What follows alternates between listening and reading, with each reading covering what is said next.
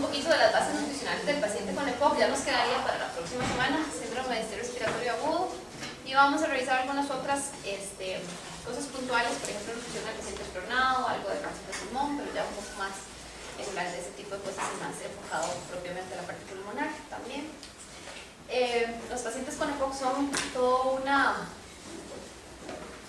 un reto para la parte nutricional, porque en general son pacientes que siempre van a tener algún tipo de afectación nutricional, ¿verdad? Vamos a ver usualmente que el EPOC actualmente se considera una enfermedad inflamatoria sistémica, y como cualquier inflamación sistémica va a tener un impacto directo en la parte nutricional, ¿verdad? Entonces es una enfermedad crónica que finalmente va a limitar progresivamente el flujo aéreo, y esta limitación no es reversible por completo. Las causas van a ser diversas, desde el trabajo hasta causas genéticas no identificadas, y básicamente vamos a encontrar dos entidades, bronquitis crónica y enfisema, y aunque en ambas se va a afectar el estado nutricional del paciente, el enfisema es el que más va a afectar esta parte, ¿verdad? Entonces vamos a ver que clínicamente se presenta con tos, y todas la sintomatología que va a presentar nos va a afectar la parte nutricional. Un paciente con mucha tos tiene mucha dificultad para comer, porque evidentemente tose y vomita, y tose y no sabe si toser o tragar, no puede aspirar, entonces nos da dificultad. La parte de la disnea va a empeorar en forma significativa cuando el paciente mastica, porque con todos los músculos de la masticación se incrementa el consumo de oxígeno, entonces el paciente está muy disneico y le dice a uno como o respiro o qué hago, ¿verdad? Entonces es parte de la dificultad.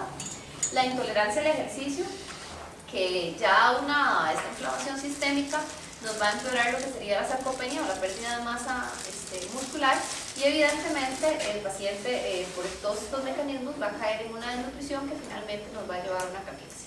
Retomemos la parte de caquexia de la clase pasada, donde hablábamos que la caquexia es un proceso inflamatorio que no tiene ya nada que ver con el caquéxico que nosotros veíamos, ¿verdad? Que hay en este momento un obeso caquéxico, tomando en cuenta como criterio mayor que va a ser la pérdida de peso más del 5% del peso corporal en forma involuntaria en menos de 6 meses, y como criterios menores ya habríamos hablado de la hemoglobina, de la hemoglobina y de la disminución de ingesta y todo esto que vimos.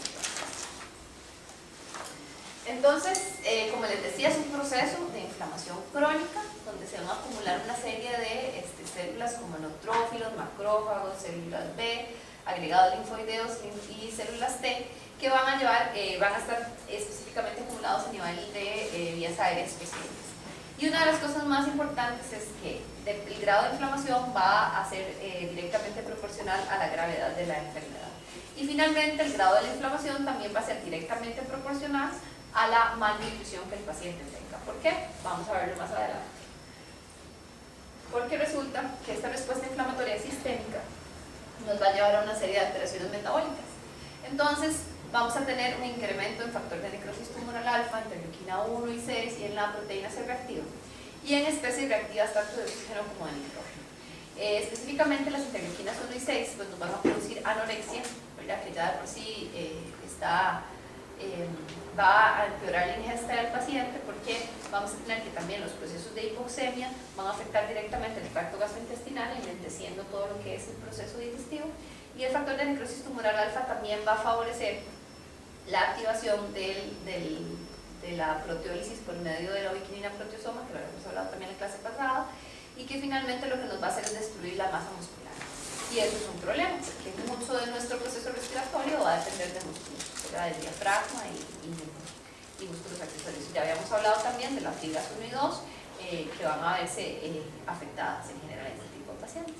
Otra de las cosas es que en muchas ocasiones los pacientes con EPOC no son sobre EPOC, tienen una serie de comorbilidades que también van a impactar directamente en lo que sería su estado nutricional. Entonces vamos a tener un estado de hipercatabolismo en el que el paciente tiene una destrucción acelerada del proceso de la proteína a nivel muscular, con un incremento de este recambio proteico que nos va a hacer que el paciente pues, cada vez vaya empeorando, y un incremento de la excreción de nitrógeno. Esta excreción de nitrógeno va a incrementarse por el estado hipercatabólico específico. Entonces ustedes ahí ven que por eso es importante, vuelvo y les digo, cuando nosotros pedimos la orina de 24 horas, lo que queremos que nos reporten son los gramos de nitrógeno por día para evaluar esta excreción de nitrógeno y ver qué tan hipercatabólico está el paciente y qué tanto nosotros estamos logrando cubrir esas necesidades de proteína. Una reducción de la masa magra con debilidad y atrofia muscular específicamente. Y con respecto a lo que es la pérdida de peso, vamos a observarla asociada a una serie de factores. Vamos a ver que se puede dar básicamente, y ahorita vamos a ver otra vez el grafiquito, por una ingesta menor que el requerimiento. ¿Eso qué quiere decir? Que el paciente no logra, con su consumo habitual, alcanzar todas sus necesidades, tanto de calorías como de proteínas. Y lo que sucede es que en el paciente con EPOC, por ese estado hipercatabólico, las necesidades se pueden incrementar entre un 6 y un 30%, dependiendo de qué tan inflamado esté. Ya hablamos un poco de las comorbilidades o de que el paciente esté sobreinfectado y demás, que va a empeorar todavía más la circunstancia del paciente. Y la pérdida de la contractibilidad del diafragma, que va a provocar mayor consumo energético. La relación entre pérdida de peso y capacidad de difusión, esto está absolutamente descrito. Entre más peso el paciente pierda, pues más afectada va a estar la capacidad de difusión. Entonces esto ya lo habíamos visto en la clase pasada, pero lo vamos a retomar desde la perspectiva de que el estado nutricional va a depender específicamente de eso, de cuántos nutrientes yo ingiera versus cuántos nutrientes yo necesito. Y en muchas de las ocasiones esto es lo que sucede, necesito mucho más de lo que logro ingerir. ¿Y por qué? Bueno, porque no tengo plata para comprar esto, porque tengo malos hábitos, porque tengo malas costumbres alimentarias, porque tengo alguna circunstancia X,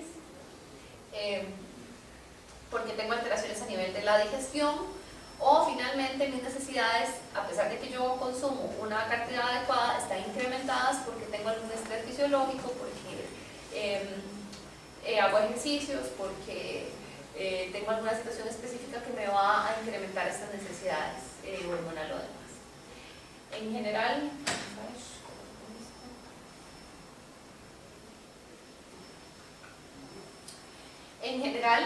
la nutrición en EPOC se va a presentar porque hay una serie de alteraciones, por ejemplo, a través del tracto gastrointestinal vamos a ver un aplanamiento en el diafragma. Y ese aplanamiento en el diafragma nos va a producir saciedad precoz. Entonces es por eso que un paciente con EPOC llega y cualquier cantidad de comida que usted le dé un poquito, le dice, no, ya yo estoy lleno, yo me siento satisfecho con esto. Además hay malabsorción por deficiencia enzimática y además porque el tracto gastrointestinal no está lo suficientemente oxigenado, hay dilución de aire que también empeora esa saciedad precoz, ¿verdad? Y una desaturación durante el proceso de alimentación, como les decía, por la movilidad de todos los músculos, tanto para la masticación como para la deglución. Es frecuente en los procesos de malabsorción la deficiencia de alfa-1-antitripsina y eso nos va a complicar todavía más la absorción y la digestión de las proteínas alfa-1. Gracias. Con respecto al gasto energético, el aumento, como les dije, es hasta el 30% y todas estas proteínas proinflamatorias van a empeorar todavía más este tipo de situaciones. Y tenemos alteraciones hemodinámicas porque todos los tejidos van a estar hipoxémicos, como les digo, el tracto gastrointestinal en la sección y entonces nos va a provocar mayor dificultades. Por otro lado, los fármacos que utilizamos para el manejo, por ejemplo los corticosteroides que se van a utilizar en forma frecuente, van a incrementar el catabolismo y tienen un mayor efecto gluconeogénico. ¿Eso qué quiere decir? Que vamos a favorecer la formación de glucosa a partir de otros sustratos, como por ejemplo aminoácidos que van a venir a nivel muscular. Entonces, en general, esta ingesta va a estar reducida por una serie de factores, como por ejemplo la disnea, la anorexia que va a estar inducida por el proceso inflamatorio mediado por la caquexia, la fatiga, que además a veces prefieren descansar o no tienen capacidad de prepararse los alimentos, y además una distensión abdominal que les va a ayudar a tener mucha saciedad precoz. Entonces esto nos va a dificultar todo este proceso. Por otro lado, el alto gasto energético, que va a estar relacionado con un aumento en la termogénesis inducida por la dieta. ¿Por qué? Porque el tracto gastrointestinal es hipoxémico y entonces no es tan sencillo realizar todo la digestión. Los medicamentos que ya lo hablamos. Cuando respiro necesito gastar mucha más energía por el esfuerzo y los altos niveles de las citoquinas. Morfológicamente también, ya hablamos en la clase pasada de las alteraciones específicas de las fibras de los músculos respiratorios, que se van a ver afectadas más las fibras tipo 2, con una disminución del colágeno en el parénquima, porque si yo no consumo suficiente proteína, no tengo suficiente colágeno y no tengo además cómo producir reparación tisular. Entonces también en todos los pacientes que tengan, por ejemplo, heridas independientemente del origen de las mismas, el consumo de proteína va a ser muy significativo. Y cuando ustedes ven, por ejemplo, en las notas que nosotros ponemos en los pacientes, ponemos calórica y meta proteica. En esas metas proteicas básicamente lo que queremos es alcanzar una cantidad de proteína adecuada para cubrir todos estos sistemas, ¿verdad? En este tipo de pacientes uno debería, y ahora vamos a hablar un poco más, de tener una meta proteica alta. Las alteraciones bioquímicas que se van a propiciar básicamente por la parte de la malnutrición, en muchas ocasiones hace que el diafragma necesite mayor oxidación de ácidos grasos, de aminoácidos de cadena ramificada. Estos aminoácidos de cadena ramificada se han relacionado más con la formación de masa muscular. Entonces, probablemente en el diafragma, en su intento de repararse, incrementa más la oxidación de estos aminoácidos. El problema es que entonces tenemos menos capacidad de que estos aminoácidos sean utilizados por otro tipo de músculo y entonces el desgaste muscular viene desde otra perspectiva. Y una disminución del factor surfactante, que sobre todo se va a dar por una baja ingesta de lípidos, que no permite también que se dé este tipo de sustancia. Las alteraciones funcionales, vamos a tener debilidad en la función muscular, en la musculatura respiratoria, con una disminución en general de los volúmenes pulmonares y de la respuesta ventilatoria ante la hipoxia, que eso es muy importante, y un aumento del agua extracelular, que en algunas ocasiones nos puede llevar a edema, aunado a que la baja ingesta de proteínas nos va a provocar una disminución en la albúmina, con una disminución de la presión oncótica intravascular, que va a permitir el paso del agua del espacio intravascular al extravascular y el paciente va a estar edematoso. Eso es parte de lo que hacemos. Entonces, en muchas ocasiones, un EPOC con una situación séptica, un EPOC exacerbado, que está ventilado, en muchas ocasiones el desprenderse del ventilador también, si está muy mal nutrido, aparte de la parte muscular que tiene un desgaste significativo, el edema va a empeorar su situación y va a hacer que sea mucho más complicado hacerlo, ¿verdad? Incremento de las infecciones, porque ya sabemos que lo primero que se va a afectar cuando yo tengo un grado de malnutrición es el sistema inmunológico y un incremento finalmente en la mortalidad, que es lo que nosotros quisiéramos. Entonces, básicamente para el EPOC, cuando uno lee, lo principal que están promoviendo es lo que sería la rehabilitación pulmonar, ¿verdad? La rehabilitación pulmonar tiene diferentes objetivos, pero dentro de todo va a ser mejorar la tolerancia al ejercicio, mejorar el estado de salud y disminuir los síntomas, pues también prevenir complicaciones y exacerbaciones. La rehabilitación pulmonar tiene varios flancos. Una parte importante es la parte de ejercicio físico, pero si yo no logro que mi paciente tenga un adecuado peso, pues no voy a lograr que los ejercicios físicos tengan, digamos, el efecto que yo necesito. Entonces, en los hospitales donde tienen, por ejemplo, algún tipo de programa, en este caso, nosotros aquí en el Calderón, por ejemplo, recibimos frecuentemente interconsultas y referencias de los pacientes que tienen el programa para mejorar el peso antes de poderlo, digamos, incorporar. Entonces los vemos por consulta externa, los suplementamos, los ayudamos y ya una vez que alcancen cierto peso meta ahí, entonces vuelven a incorporarse en el programa, porque a veces no tiene sentido, no lo van a lograr. Y desde la perspectiva nutricional, lo que nosotros queremos es que el paciente logremos prevenir y tratar la pérdida de peso inicial. Lo ideal es que un paciente que tenga un diagnóstico de EPOC tenga una intervención nutricional inmediata, ¿verdad? Colaborar con esta rehabilitación pulmonar, inducir el anabolismo muscular, que es parte de lo que nosotros queremos también. Espero que no se me olvide, pero apuntármelo. Voy a traerles una cosa que se llama un dinamómetro, que es un aparatillo donde uno estripa, ¿verdad? Y le va a decir cuál es su fuerza muscular, y hay una tabla, que eso depende de la edad y del sexo de la persona. Pero ese dinamómetro lo que nos va a hablar es específicamente de que también está en los músculos con respecto a la fuerza. ¿Y por qué es importante? Porque en todo lo que sería el metabolismo muscular, yo primero incremento mi fuerza muscular y después incremento mi masa muscular. Entonces yo puedo predecir qué va a pasar con ese paciente a partir de la dinamometría. Entonces nosotros tenemos uno que aplicamos en los pacientes de nosotros de consulta externa y lo que hacemos es medirles eso. Entonces ya sabemos que si la dinamometría va en incremento, a pesar de que el paciente no haya tenido un aumento de peso tan significativo, quiere decir que la masa muscular va a mejorar. ¿Okay? Entonces es parte de, se los voy a traer para que también lo veamos en la próxima clase. Y por supuesto que una de las cosas más importantes es disminuir mortalidad y mejorar la calidad de vida. Entonces, cuando ya usted dice definitivamente este paciente tiene que tener una intervención nutricional intensiva, cuando el paciente tiene un IMC menos de 21 kilogramos por metro cuadrado, si se acuerdan, la tabla de IMC que habíamos puesto en la clase pasada para pacientes con EPOC, a diferencia de un paciente normal que se considera nutrido por debajo de 18.5, un paciente con EPOC se considera nutrido por debajo de 21. Entonces, si tiene 21 o menos, necesitamos una intervención nutricional. ¿Y por qué? Porque necesitamos tener una especie de reserva, porque sabemos que es un paciente que se va a enfrentar probablemente a una serie de situaciones.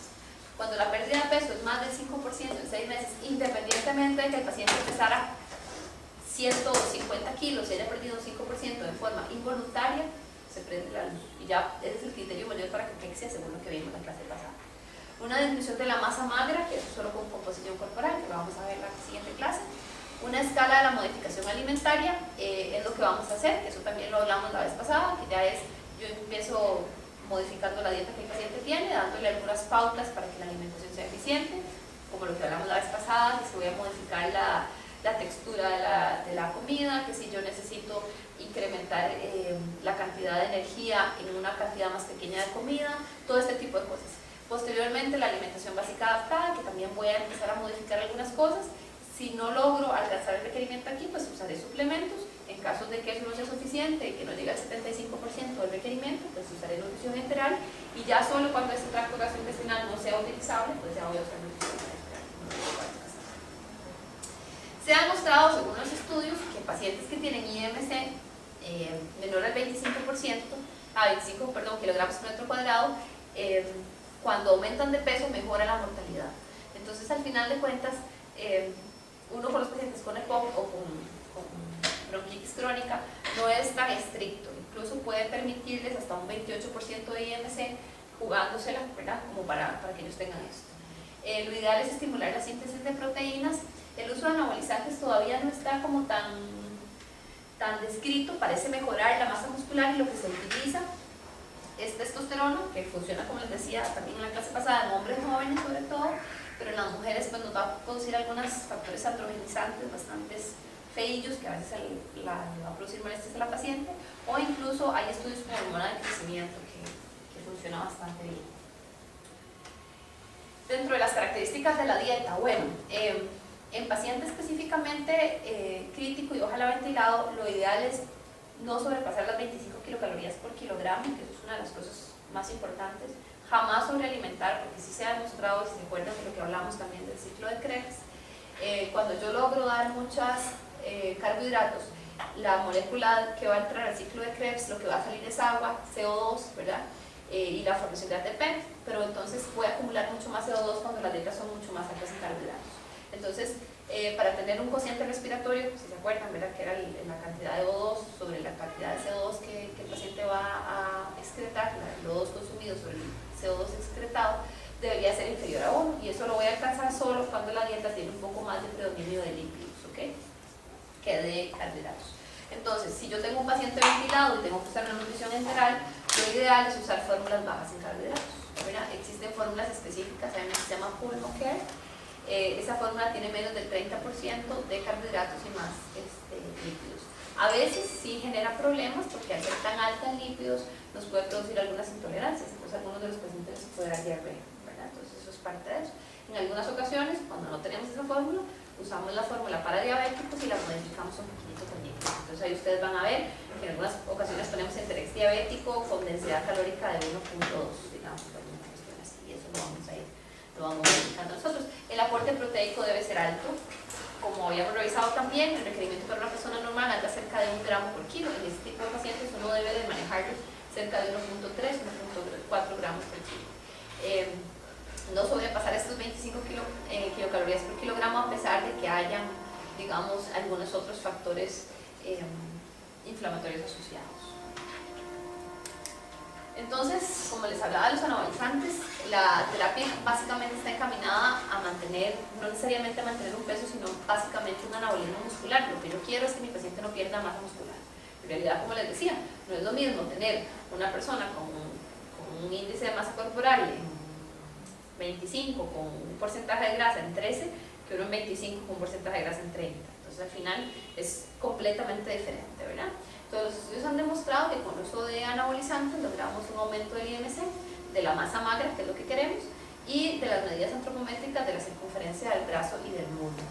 Sin embargo, la circunferencia del brazo y del muslo, sin medida de pliegues, a veces no es tan fidedigna, ¿verdad? Con respecto a lo que es composición corporal, porque podemos incrementar masa grasa, ¿verdad? Y entonces ahí mi brazo creció, pero a base de grasa, no de músculo, que es lo que no quiero. ¿Okay? Entonces, diferentes estudios, por ejemplo que fue publicado en el 2006 con respecto al EPOC y estado nutricional, nos dice que las principales alteraciones nutricionales van a ser básicamente un paciente que tenga un grado de malnutrición es un factor pronóstico de morbilidad y mortalidad. Y en muchas ocasiones, algunos de los estudios van a describir que es uno de los principales factores pronósticos de mortalidad en el paciente con EPOC. Y es independientemente de los parámetros ventilatorios. O sea, el paciente puede estar ventilatoriamente muy bien, muy mal, que ya, si tiene un grado de malnutrición, ya es un factor pronóstico negativo. Algunos factores implicados van a ser el aumento del gasto energético, que lo discutimos, el descenso de la ingesta, que todo esto lo plantea este estudio, el uso de algunos fármacos y esa respuesta inflamatoria crónica que vamos a ver que va a empeorar la situación del paciente. Este otro estudio, que fue publicado en el 2009, básicamente lo que nos va a decir es que establece algunos factores de riesgo importantes, por ejemplo, cuando el IMC es menor de 21 kilogramos por metro cuadrado, y otra de las cosas más importantes es la masa magra, ¿ves? En ellos se hicieron composición corporal. Entonces, cuando es menor de 17 en hombres o menor de 14 en mujeres, entonces es un factor pronóstico negativo en este tipo de pacientes. Y ellos consideran que es importante empezar a medir esa masa magra cuando ya tenemos IMCs menores a 21, porque usualmente con IMCs mayores vamos a tener, digamos, todavía una conservación buena de la masa magra. También habla de que es muy importante el establecimiento de programas de rehabilitación pulmonar que incluyan la atención nutricional individualizada y el ejercicio, que en general habla de que no se puede, digamos, disgregar este tipo de atención. Este es otro estudio publicado en el 2014 sobre la composición corporal y en general el análisis de la función pulmonar en este tipo de pacientes y el uso de esteroides.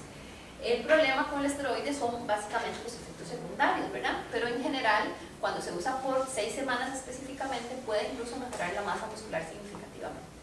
Nosotros también lo usamos mucho en pacientes en condición paliativa, pero en ellos digamos que el efecto secundario, como es más a largo plazo, no le preocupa a uno tanto. Pero en este tipo de pacientes sí podría ser. Este es un estudio pequeño de 32 pacientes y lo que se hizo fue que a uno se les dio proteína más esteroides y al otro solo proteína.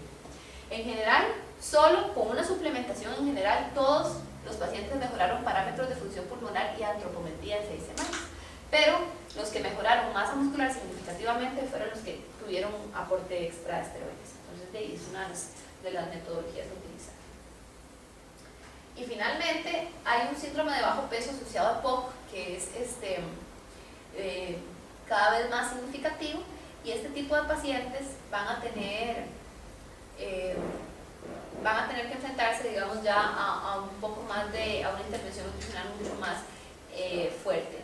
El problema básico de este tipo de pacientes es que ya, digamos que la intervención nutricional que uno utilizaría en un paciente al momento del diagnóstico no es lo suficientemente intensa para lograr, digamos, revertir el proceso. Ya cuando se instaura un proceso de caquexia, ya nosotros sí necesitamos echar mano a algún tipo de fármacos, ¿verdad?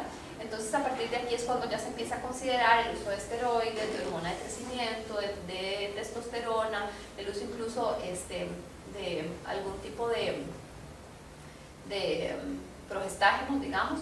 El problema de los progestágenos es que no se ha demostrado que incrementen masa muscular, que es lo que uno quisiera.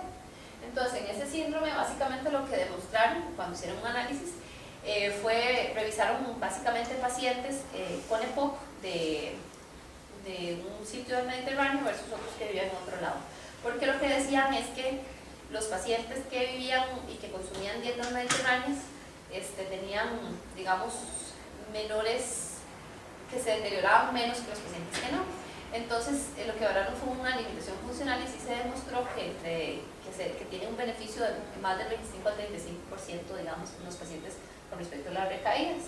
Y que había menor prevalencia de recaídas en los pacientes que tenían EPOC asociado a este tipo de síndrome. Entonces, parte de lo que planteaban es, bueno, tiene que ver con el clima, tiene que ver con la dieta mediterránea al final de cuentas se ha demostrado cada vez más que es la dieta ideal, ¿verdad? Que es la que produce menos efectos, va a tener un impacto prácticamente en todas las patologías porque es muy alta en omega 3 y es muy baja en carbohidratos, casi que contraria a lo que nosotros comemos, ¿verdad? Que eso es parte de lo que más nos está afectando. Finalmente tenemos algunas opciones terapéuticas en este momento que están en estudio, como les decía, el omega 3, por tener un efecto antiinflamatorio, y muchos de los pacientes con, lo vamos a hablar, de síndrome de estrés respiratorio agudo, se utilizan omega 3 intravenoso incluso, para favorecer, digamos, lo que es el efecto antiinflamatorio, mejorar la función pulmonar. La glutamina, sobre todo para mejorar la parte muscular, porque la glutamina es uno de los principales combustibles a nivel muscular, y el glutamato asociado a la glutamina. La proteína de soya también pues ha demostrado que podría colaborar. Los aminoácidos de cadena ramificada van a ser utilizados sobre todo para mejorar la masa muscular, y la arginina como precursor del óxido nítrico que vaya a hacer, pero en general es inestudiable. Finalmente, igual que la gran parte de las patologías que llevan a caquexia, se considera que el abordaje debe ser multiplano. ¿Y eso qué quiere decir? Que como son tantas las situaciones que llevan a caquexia en el paciente con EPOC, nosotros no podemos limitarnos solo a decir, bueno, vamos a incrementar la dieta en proteínas, vamos a incrementar la dieta en calorías, o vamos a dar solo omega 3, sino que debe de hacerse un abordaje multidisciplinario, y además un abordaje que vaya a afectar, que vaya a mejorar con ejercicios de resistencia la parte muscular, que vaya a aportar glutamina, por ejemplo, para mejorar la parte muscular, y una serie de inmunonutrientes que nos vayan a ayudar en ese campo, que vaya a mejorar también lo que sería la parte energética propia del paciente. Y finalmente también el control propio de la enfermedad, con un manejo apropiado de su componente inflamatorio, es lo que va a llevar a que el paciente pueda, desde un inicio ojalá, controlar esa pérdida de peso no deseada, y lograr que el paciente pues tenga una calidad de vida mucho mejor que eso. No sé si tienen preguntas hasta aquí. Sí. Bueno, en mi caso yo trabajo en el Hospital de Alajuela, y pues no tenemos un equipo integral como el que usted también menciona, ¿verdad? Y nos quedamos súper cortos. Entonces, nosotros tenemos intervención en el hogar de paciente POC, oxígeno dependiente. Nosotros casi siempre recomendamos una dieta rica en verduras, en legumbres, ¿verdad? De bajo aporte glicémico, más que todo para la noche, para aumentar los niveles de hidrogeniones y disminuir el consumo de dióxido de carbono, aumentar el consumo de dióxido de carbono. Pero eso es porque entre nosotros, entre los terapeutas, digamos, no es porque, no sé, nos llegan a educar en cuanto a eso. Pero no sé si, bueno, me imagino que a muchos les pasa, ¿verdad? Nosotros damos rehabilitación pulmonar y todo, y los pacientes oxigenodependientes tienen demasiado déficit. Deberíamos de verlos un poco más integral, desde neumología, nutrición, psiquiatría, trabajo social, terapeuta físico, y nosotros, terapeutas ocupacionales. Pero no sé qué recomendaciones usted tal vez nos podría o me podría ayudar para también seguir orientando a ellos, porque muchas veces solamente nosotros les hablamos. Eso es básico, ¿verdad? O sea, dentro de las circunstancias, la idea es que la dieta no sea muy alta en carbohidratos, y que los carbohidratos sean, ojalá, carbohidratos complejos. Entonces volvemos a la parte, digamos, de los carbohidratos de bajo índice glicémico. Entonces hay todo lo que sea integral es mucho mejor que lo que sea, digamos, evidentemente refinado, ¿no? Y finalmente lo que uno debería decir es, básicamente, para poder cumplir con eso, es no más de 2 porciones de carbohidratos en los tiempos de comida, digamos, mayor, ¿verdad? Entonces al final usted le va a decir, bueno, si se va a servir media tacita de arroz, digamos, combínelo con frijoles, que le vaya a disminuir un poco más el peso. Y el problema básico es lo que yo le digo, digamos, que también uno tiene que tomar en cuenta las condiciones socioeconómicas de los pacientes, que esa es la parte más complicada. ¿Por qué? Porque si usted se pone a hacer un análisis en EPOC, es trágico, porque por alguna circunstancia, ¿verdad? La pobreza es uno de los factores como que va a determinar eso, y los carbohidratos es lo más barato que se tiene para comprar. Entonces, a partir de ahí, uno lo que debe recomendarles es que incrementen el consumo de frutas, de verduras, y que disminuyan, digamos, los carbohidratos refinados. O sea, menos arroz, más frijoles, ¿verdad? Que se nos sirva el invertido, para poder bajar el índice glicémico un poco. Y luego, yo creo que también los hospitales tienen que empezar a asumir un poco más. Yo tengo la coordinación, digamos, a nivel nacional de los hospitales en soporte nutricional. Ahorita acabamos de terminar unas normas, y vamos a empezar a trabajar ahora con los equipos de soporte nutricional para ver si ya pueden arrancar un poco más con respecto a introducirse más en algunos de los espacios, porque sí es parte, digamos, importante de empezar a poder hacer análisis un poco más integrales y un poco más exhaustivos, porque desgraciadamente digo yo, porque se no genera, aunque es muy bonito, pero se genera un ambiente, no hay nada en lo que, digamos, soporte nutricional no tenga una injerencia, porque todos los pacientes tienen algo que ver con alimentación, ¿verdad?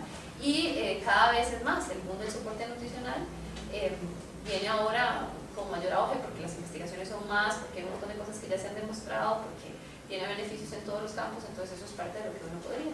Pero en general no hay mucho más de lo que les decís, digamos, como algo básico que no sea, porque a partir de ahí lo ideal es que usted, como con la nutricionista de su equipo y demás, pues uno se pueda sentar y hacerle, digamos, un plan de alimentación dirigido a todas las características socioeconómicas y individualizarlo, ¿verdad? Es muy difícil no hacerlo así, porque yo le puedo decir, bueno, que no coma más que coma más cantidad de salmón, usted me dice, sí, claro, vaya que me compre de salmón, ¿verdad? O sea, que es parte de lo que a uno le pasa con los pacientes. No, y lo que yo tengo es arroz y frijoles, ¿verdad? Bueno, entonces, ¿cómo hacemos? Hay que, incluso hasta trabajo social tiene que estar muy de acuerdo y muy dirigido ahí, ¿verdad? Nosotros en algún momento hemos hasta pensado hacer contactos, pero ha sido imposible, con el banco de alimentos o este tipo de cosas, ¿verdad? Entonces, va a ser un propio banco de alimentos, que es parte de lo que uno a futuro, digamos, queremos plantear. Pero son proyectos que son muy difíciles porque para la atención de estos pacientes tiene que haber individualizado. Entonces, usted lo que le puede recomendar es exactamente eso. Más frutas, más verduras, si puede consumir, digamos, en la noche, no sé, una proteína con una ensalada, maravilloso, ¿verdad? Es lo ideal para poder disminuir todo ese tipo de cosas. Y en el almuerzo, en el desayuno, en el almuerzo y en la cena no más de 2 porciones de carbohidratos, en las meriendas no más de 1 porción de carbohidratos, ¿verdad? Entonces, al final de cuentas, ese tipo de cosas son, pero ¿cuántos pacientes también tienen las posibilidades económicas de comer con las crepas? Entonces, y la otra, bueno, que hemos visto, tal vez como recomendación, es que siempre hemos ayudado a estos pacientes, estudiamos un poquito la dieta mediterránea y la dieta asiática, ¿verdad? Y hemos hecho como una combinación de un poquito, por ejemplo, el jengibre con el aceite de omega 3, y es antiinflamatorio, ¿verdad? Y todo el asunto, y hemos visto que muchos de ellos disminuyeron la asistencia de emergencia. No fue un estudio, pero lo vimos, digamos, lo comenzamos a sí, pero estaría bonito documentarlo. Y hemos visto buenos resultados en este tipo de pacientes. El omega 3 en general, digamos, tiene muy buenos resultados en los procesos antiinflamatorios, ¿verdad? En los procesos reumatológicos y demás, y para enfermedad cardiovascular es bastante útil. En EPOC, los estudios son relativamente recientes, pero en general la mayoría parecen favorables. Y el jengibre aplica lo mismo, pero es muy bueno. No sé, yo creía mucho en lo que eran los preparados ornamentales que tenían antes en los hospitales, que ahora como que desaparecieron. Los licuados artesanales. Los licuados artesanales. Bueno, vean, los licuados artesanales, el problema es que tienen varios factores, digamos, en contra, por lo que ya no se usan. Uno, tienen más riesgo de contaminación, ¿ya? Que evidentemente tiene que ver con manipulado. Luego, para poder hacer un licuado artesanal tiene que tener una textura específica. Entonces, cuando yo calculo, por ejemplo, cuando yo calculo la dieta para un paciente, tengo que ponerle 3 carbohidratos, 2 carnes, esto y lo otro, que no sé. Eso se prepara licuando todo, y para poder alcanzar la textura yo tengo que colarlo 3 veces. Entonces, la pérdida de la cantidad de nutrientes es muy significativa. Entonces, lo que le llega al paciente nunca es lo que yo realmente calculo. Además, cuando yo uso fórmulas industrializadas, yo sé que es 15% de proteína, tanto por ciento de carbohidratos, tanto por ciento de lípidos, según el tipo de fórmula. Cuando yo lo hago así, a pesar de que yo ya lo calculé así, la papa que sembré en Cartago, por los tipos de suelo, no, o sea, los valores de una papa X son aproximados. En cambio, yo no tengo el control sobre eso. Luego, las fórmulas que tenemos actualmente vienen, digamos, fortificadas dependiendo de la patología. Entonces, no es lo mismo usar Immunex, digamos, en un paciente, que utilizar Ensure, o que utilizar, utilizar el 028, que ya es una fórmula hidrolizada, utilizar eso. Entonces, al final de cuentas, a nivel intrahospitalario, por ese tipo de cosas, preferimos siempre utilizar fórmulas especializadas. A nivel extrahospitalario es muy caro para la institución. Entonces, la institución sí tiene para afuera la fórmula polimérica estándar, que es lo que todos conocemos como Ensure. Pero significativamente económicamente no se puede, digamos, darle para todo el tiempo al paciente. Entonces sí se le preparan licuados artesanales y se le da un control y se le, digamos, suplementa con una fórmula. Pero desde la perspectiva hospitalaria, digamos que ya está contraindicado a nivel mundial. Más bien nosotros en algunos pacientes sí las usamos, y no sé si se han dado cuenta, usualmente los usamos en pacientes que tienen hiperglicemias. porque cuando usted le pone esa fórmula, cuando le pone cosas artesanales, cae la glicemia, ¿verdad? En forma significativa, y es probablemente porque a lo que le llegamos no es suficiente, digamos, con respecto a eso, a pesar de que tenemos módulos de proteína y otra cosa, pero es parte, esa es la historia de los lipados. ¿Algo más? No. Bueno, finalmente, esto lo decía un médico desde 1850, que empezó a notar cosas, pero es parte de lo que nosotros queremos como parte de los equipos de soporte, que dice que si quieres mejorar la salud de un pueblo, en vez de discursos contra los pecados, denle mejores alimentos.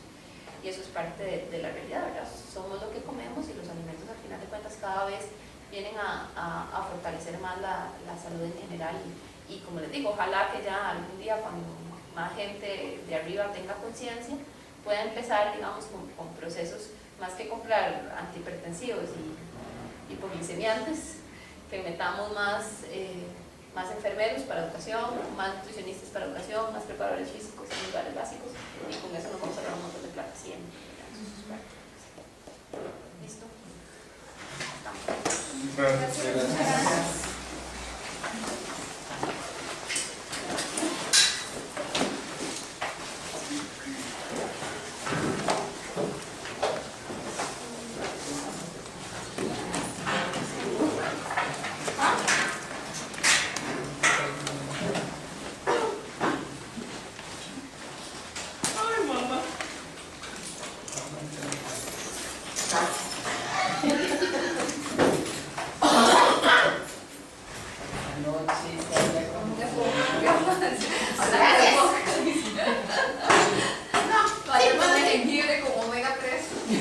Gracias. Ay, ¿cómo se lo dará?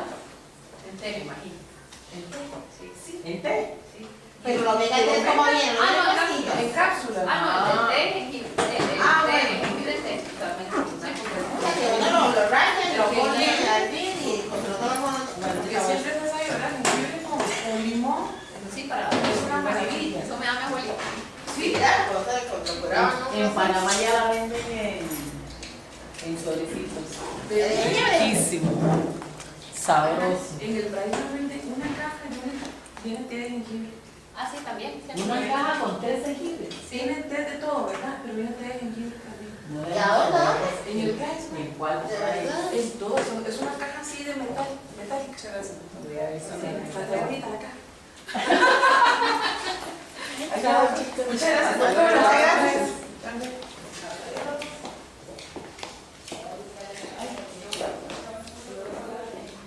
¿Usted ha consultado? Sí, claro. En la afuera. Sí. En la Santa Paula, en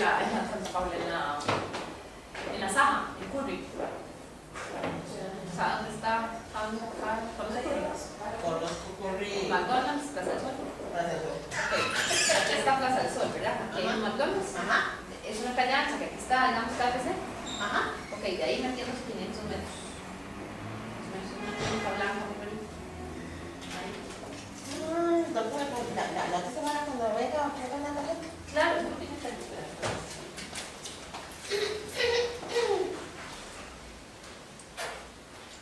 ¿Sabe cuánto creo que sería ahí para ir llevar? Y yo, pero no tanto yo, sino ir con mi hija.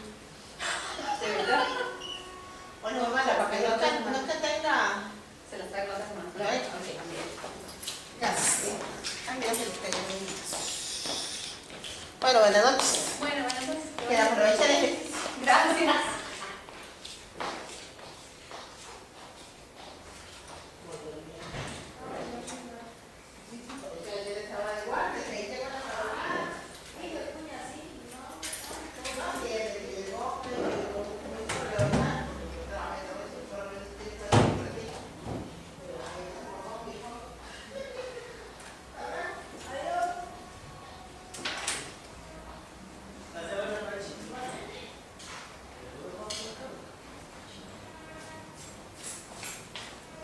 Quédese aquí, yo le